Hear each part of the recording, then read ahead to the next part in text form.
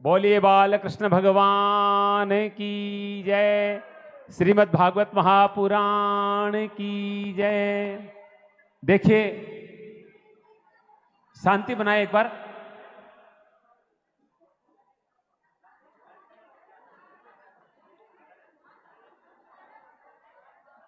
आवाज नहीं करें। देखिए, एक संत का आगमन हमारे बीच में हुआ है। अभी हमने कथा सुनी थी, किसकी सुनी थी? भगवान महाराज जी ने क्या कहा था अभी? आनंद कंद की। और कल से क्या होगा? परमानंद। और क्या होगा? नित्यानंद, यानी नित्य आनंद। कल 3 दिन, कल से नित्य आनंद होगा।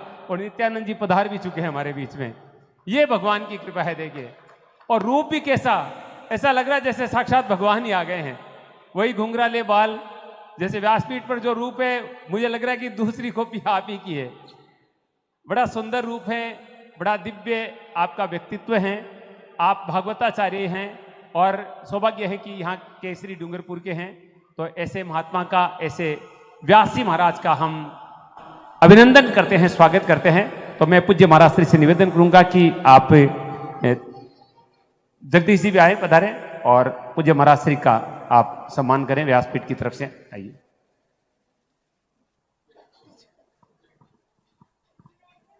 शॉल सम्मान का प्रतीक होता है, तो जोरदार तालियां बजाइए।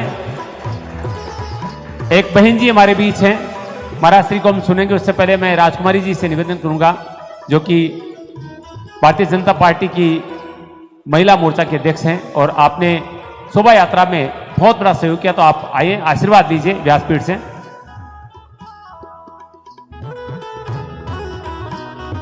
आज के हमारे जो यजमान हैं उनको भी मैं बुलाना चाहूंगा, वो भी आशीर्वाद देंगे, फिर हम महाराज श्री को सुनेंगे। लोकेश जी, पंडित सुरेंद्र जी जांगीर, सावरमल जी जांगीर, दीपचंद जी जांगीर, बजरंग लाल जी। चलिए, अभी पहले हम पूज्य महाराज श्री को सुनेंगे। तो मैं भागवताचार्य परम पूज्य श्री नित्यानंद जी महाराज के पावन श्री चरणों में नमन करते हुए आपसे प्रार्थना करता हूं कि हम सब भक्तजनों को अपने पावन पवित्र वाणी से लाभान्वित करें। परम पूज्य भाई श्री नित्यानंद जी महाराज।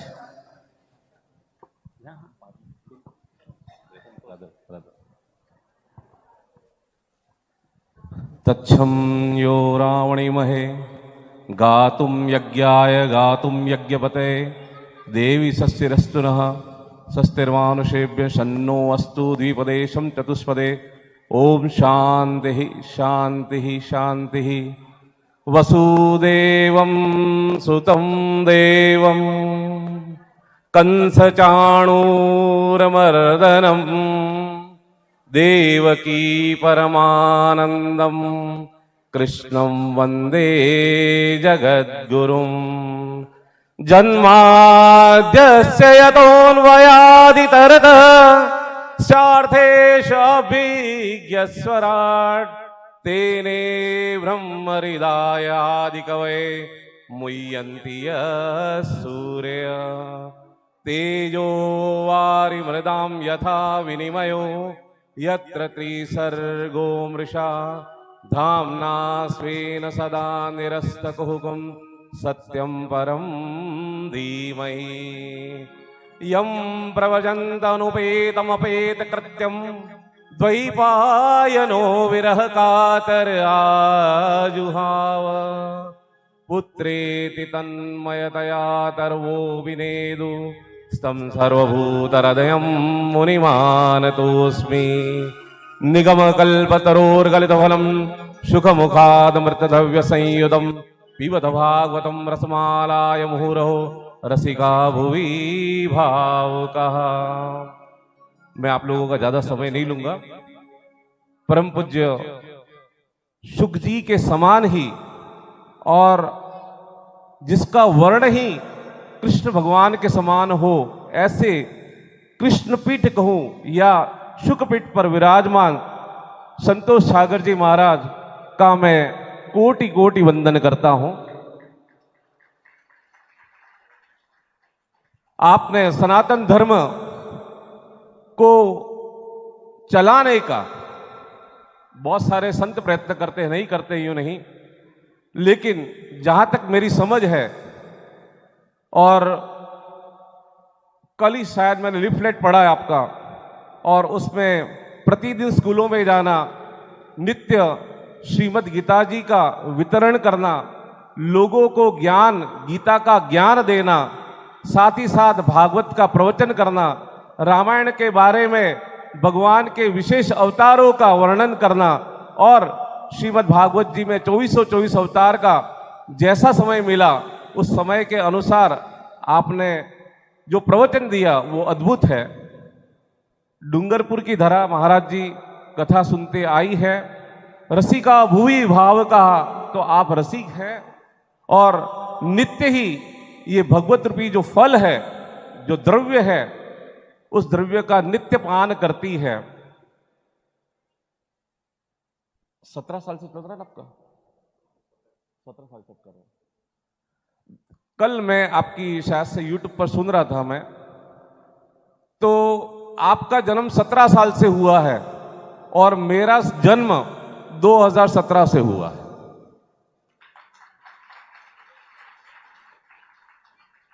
मेरी कथा के पीछे प्रेरणा बनी मेरी माता।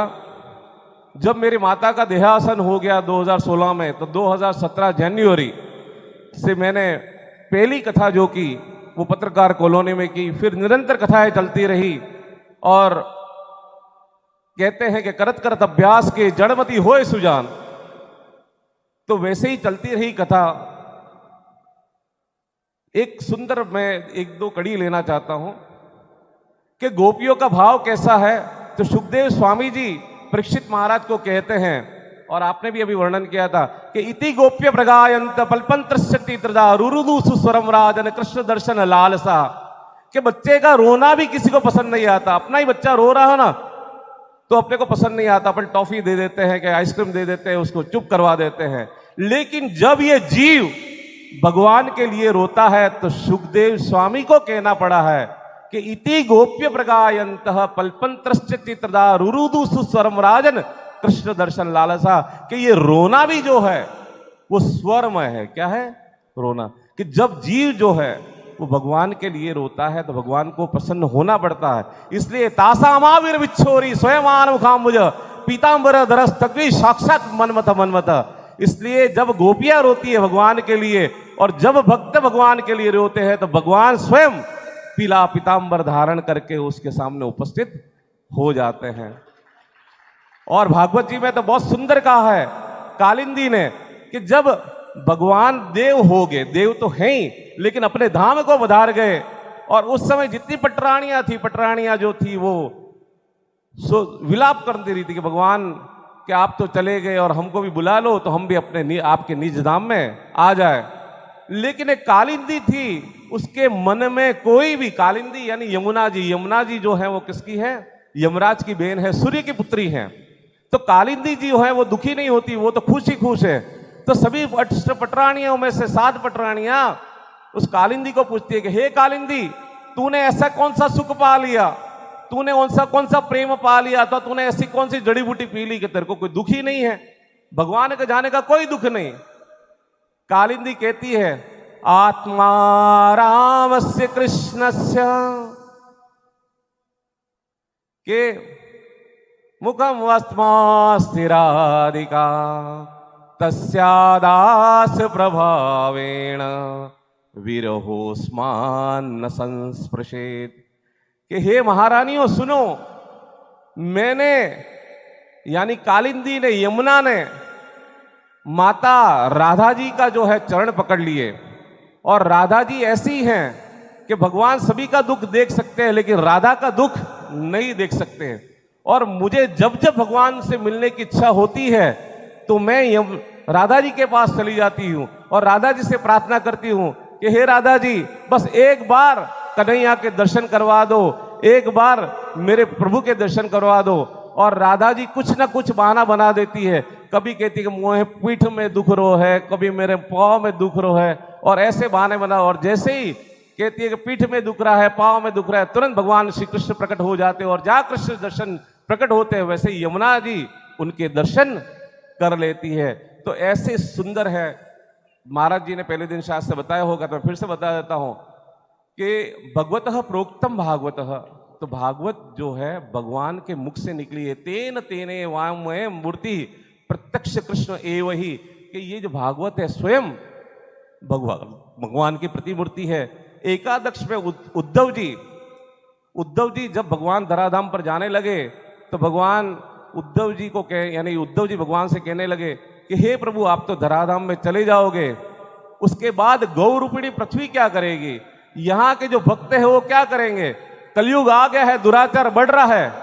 तो उस समय भगवान ने कुछ सोचा और तीरोधाय प्रविष्टोयम, भगवान किसी और में प्रविष्ट नहीं हुए लेकिन भागवत में प्रविष्ट हो गए हैं।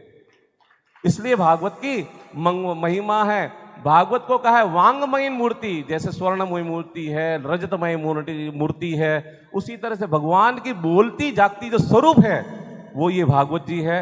आपके में देखा कि हम लोग भी जैसे अपने गाते हैं भजन में कि परीक्षित जाके कहाँ बैठते हैं, तो गंगा किनारे के जाके बैठते हैं। तो एक सुंदर सा पद है कि परीक्षित बैठा छे गंगा ने तीर, सखी रे आंबो रो पियो।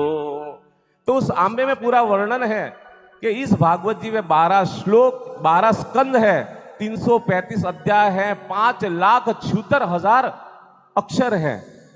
कितने? 5,76,000 तो इसमें अक्षर है, 12 स्कंद है, 335 अध्याय है।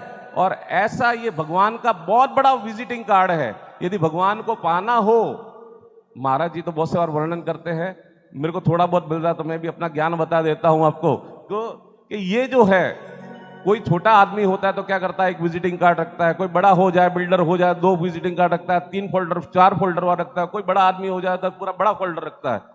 लेकिन यदि भगवान को पाना है तो ये 335 अध्याय वाला जो विजिटिंग कार्ड है ना, ये जिसको श्रीमद् भागवत कहते हैं, और जो श्रीमद् भागवत को पढ़ लेता है तो उसका कल्याण हो जाता है। और इस शास्त्र के बारे में कहा गया है कि यत्र यत्र भवेत् पुण्यम शास्त्रम भागवतौ कलो तत्र तत्र सदैवाहम भवामि त्रिदशैः, कि जहां ऐसे शुभ ग्रंथ, भागवत जैसे शुभ ग्रंथ रहते हैं वहां, और जिसका नित्य पठन पाठन होता है, गीता जी जहां रहती है वहां 3 देवता उपस्थित रहते हैं, ब्रह्मा, विष्णु और महेश। फिर आगे कहा कि यत्र यत्र चतुर्वक्तम श्रीमद् भागवतम भवेत् गच्छामि तत्र तत्राहम गौर्यता सुत्वसला, कि जहां ऐसी भागवत हो रही है वहां मैं उस तरह से उपस्थित रहता हूं जैसे कोई दुधारू गाय अपने बछड़े के पीछे दूध पिलाने के लिए भागवत यानी उतनी उतावली रहती है। तो जहां जहां ऐसी भगवान की कथा होती है वह भगवान श्री कृष्ण उपस्थित रहते हैं। बोलो श्री कृष्ण कन्हैया लाल की जय।